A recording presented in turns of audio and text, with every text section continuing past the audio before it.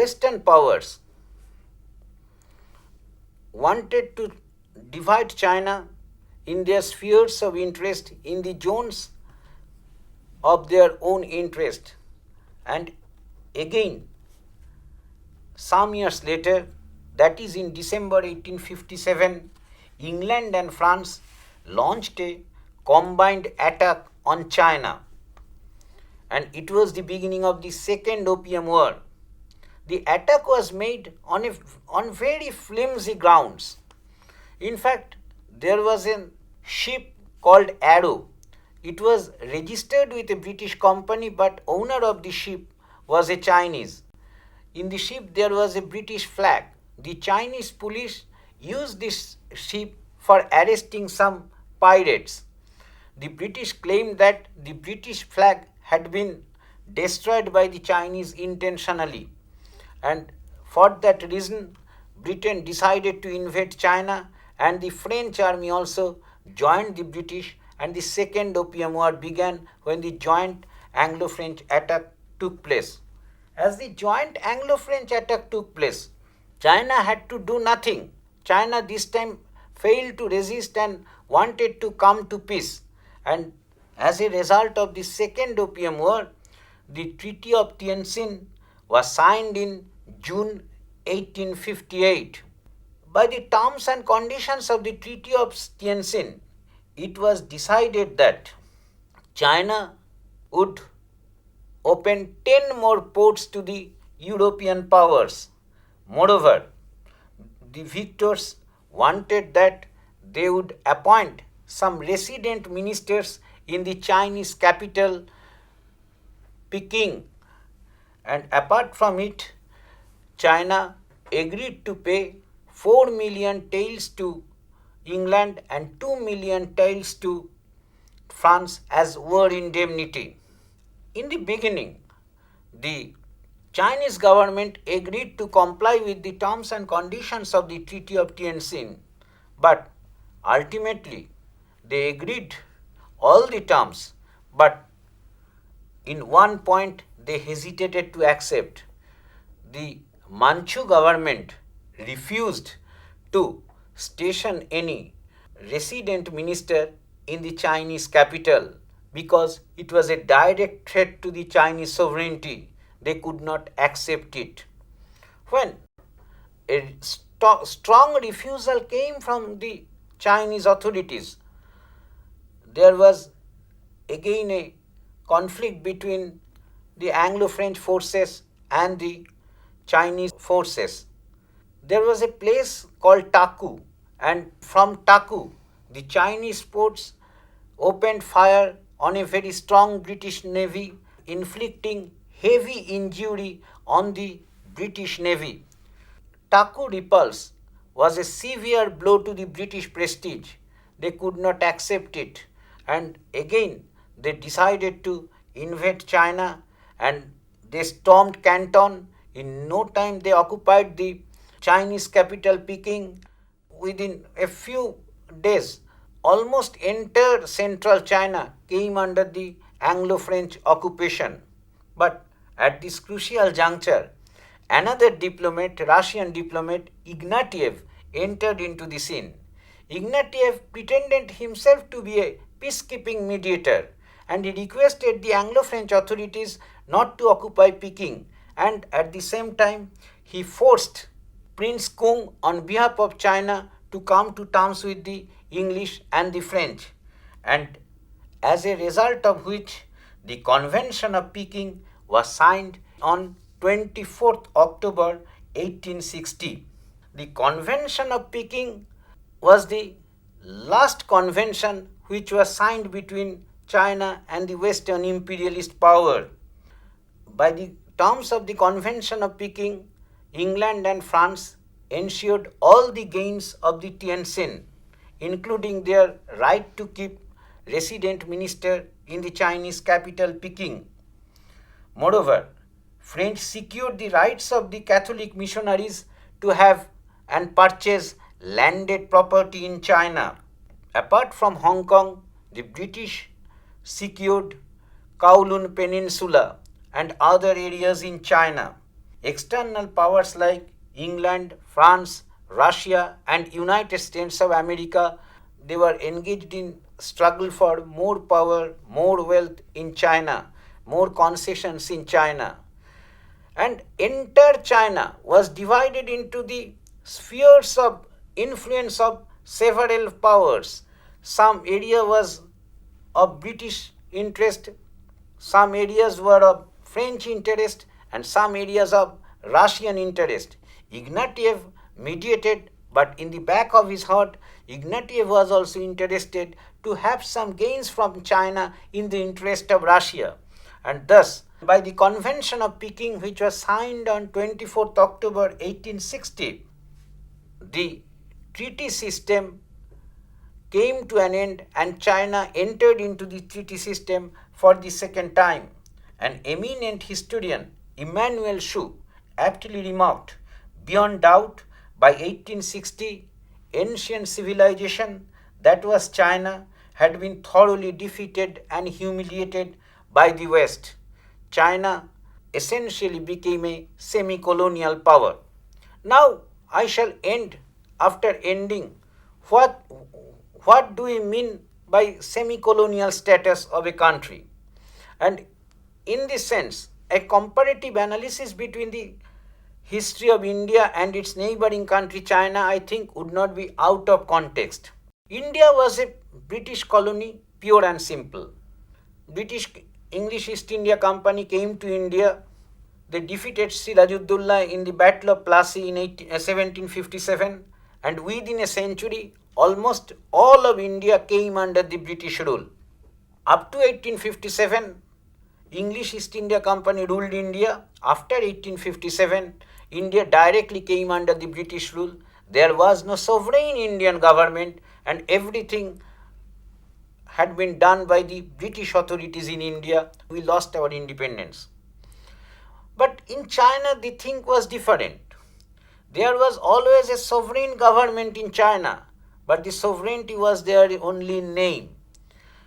From 1842, when the Treaty of Nanking had been signed after the First Opium War, to 1911, the Manchu emperors would rule China. By the Republican Revolution of 1911 under Sun Yat-sen, the Manchu rule in China came to an end, but within a few months it had been replaced by the rule of the warlords, and in every occasion we see that there was very loud presence of imperialist powers in China, but not a single imperialist power that remained present in China like that of India. Entire China, after the Opium War, and when the treaty system prevailed upon China, entire China had been divided into several spheres of influence of several powers. In fact, in India there was no competitor of British, and by the Carnatic Wars, British had defeated the French and the Dutch had already gone away. It was in the 18th century, everything was over. It was easy for British to have her East India Company to make India her colony. But in China, there was an understanding between the Western imperialist powers. Each and every Western imperialist powers were interested in the Chinese raw materials, in the vast Chinese markets, and also in the finance capital for investing in China. So they came to an understanding, and this understanding continued till the formation of the People's Republic of China in 1949.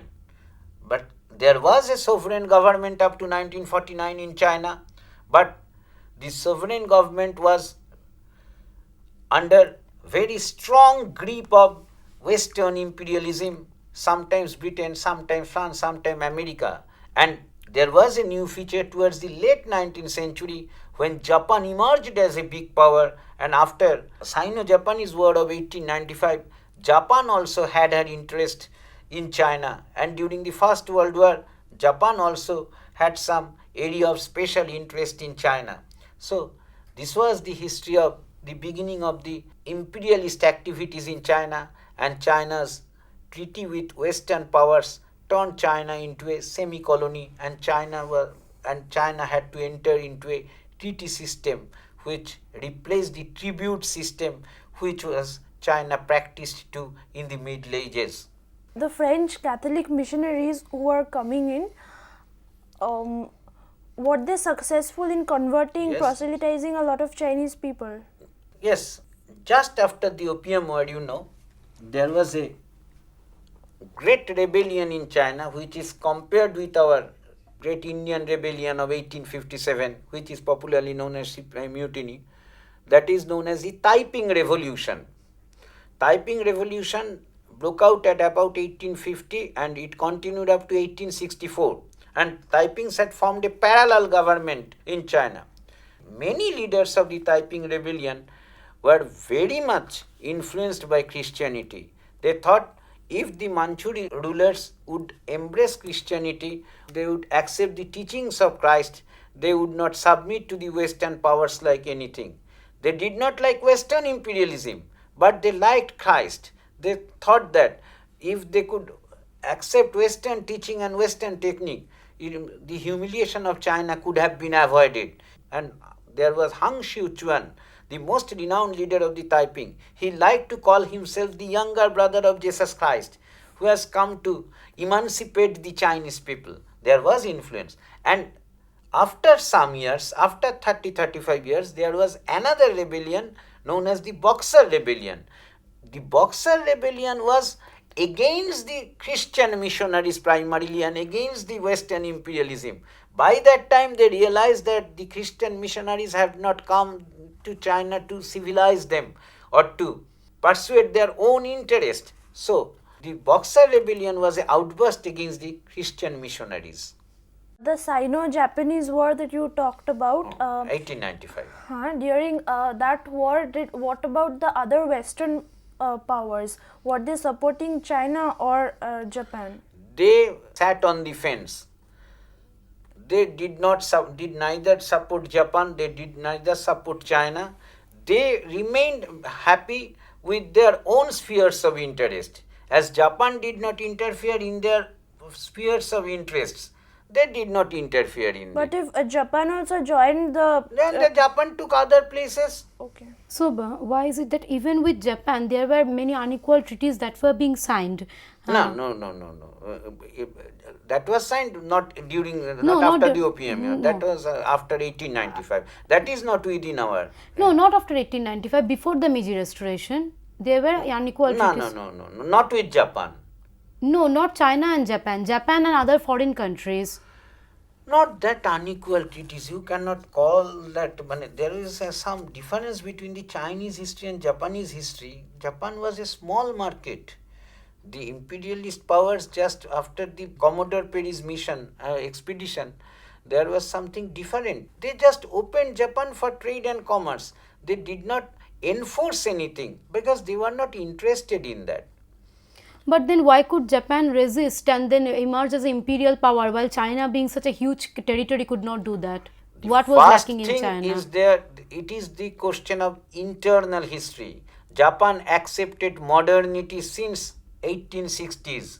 We are to be a strong nation, we are to be a modern nation, we are to accept a constitutional government so we can cope up with the Western powers. China did not do it. And another thing, China did not believe in private capital. Everything they wanted to make big industries by the imperial capital, government capital.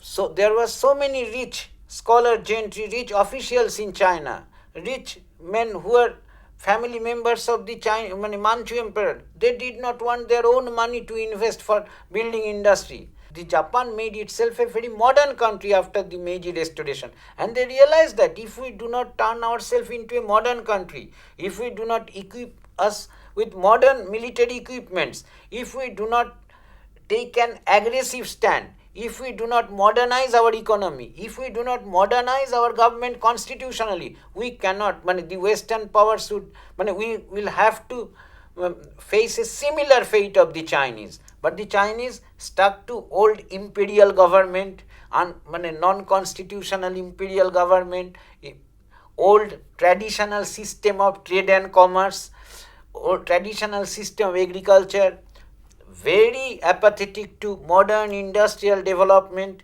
and so China did not want to be a modern country. Sufferers were the Chinese people, not the government officials. They would lead a very luxurious life throughout the semi-colonial period of China. So even after the Opium Wars, even after they got defeated and had to pay so much indemnity, the Chinese people still had that sense of superiority about their culture. That's why they were No, Chinese averse people to had not change. that. Chinese imperial officials had that sense of superiority. In fact, Sun Yat-sen was the first man who led the Republican Revolution 1911, who introduced some element of patriotism and nationalism among the Chinese people. You are to fight against imperialism like anything. You are to fight against feudalism like anything. You are to get yourself emancipated from this semi-feudal, semi-colonial oppression. It was the message of Sun Yat-sen, but he failed. After that, the Chinese Communist Party under Mao Zedong organized the movement of the people. The people were awakened with the communist ideology, and the Communist Party took a leading role to fight imperialism. Here also there is a difference between the Indian history. In the fight against imperialism, the communists were never very forefront in India. But in China, anti-imperialist struggle was mainly led by the Chinese Communist Party under the leadership of Mao Zedong in the 20th century.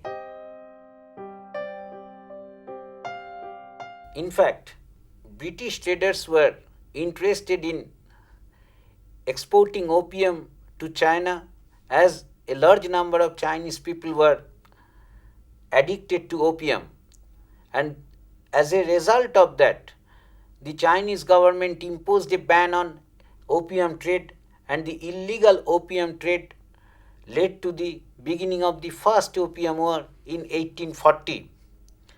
A famous historian, Harold Vinnock, said opium was not the cause but the occasion of the First Anglo-Chinese War or the First Opium War. According to Vinnock, the British would launch a war. At the time, opium acted as the occasion for the war because British was interested to open the market, and the next stories of the Chinese history was about to opening of market by imposing unequal treaties one after another, and by signing several treaties, the Treaty of Nanking, Treaty of Bog, Treaty of Huampua, Treaty of Wangxia, and Convention of Peking. The Chinese people entered into treaty system which converted China into a semi-colonial status, and so many imperialist powers had divided China in their spheres of influence, and tightening grip of imperialism loomed large over China.